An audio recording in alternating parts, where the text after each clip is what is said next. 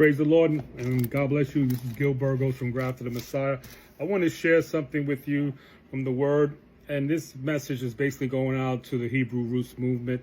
I wanted to specify and bring some clarity to those who are in that or considering getting involved with the Hebrew Roots movement.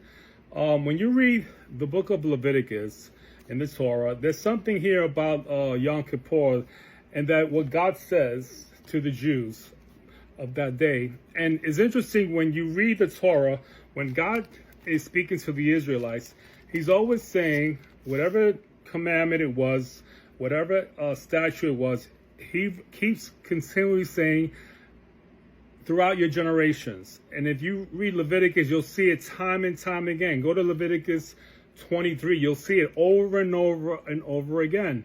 When he talks about that, when he talks about the Sabbath, again, this is to be a permanent statute throughout your generations, wherever you live. And that's Leviticus 23 and verse 14.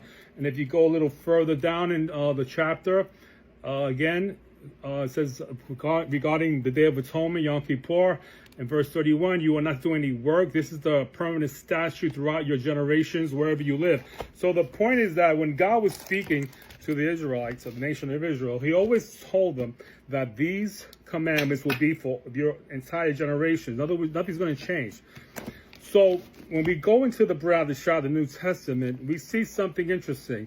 We see here Paul, the Apostle Paul, rebuking Peter for doing something kind of stupid, if you ask me. Now, Paul exposes the hypocrisy of Peter.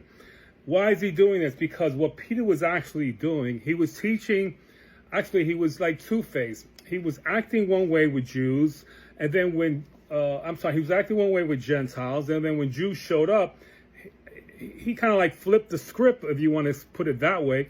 So I'm going to read something here from the book of Galatians. When you get a chance, look at Galatians chapter 2. Read from verses 11 all the way to the end.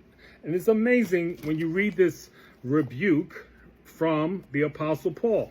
And the whole thing is, again, on that, how he's telling him, listen, again, you can't tell Gentiles to live like Jews.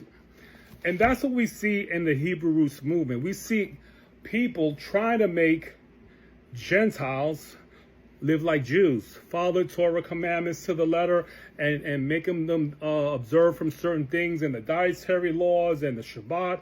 And all those things are beautiful and blessed. And if they want to observe it, fine. But you cannot make Gentiles follow these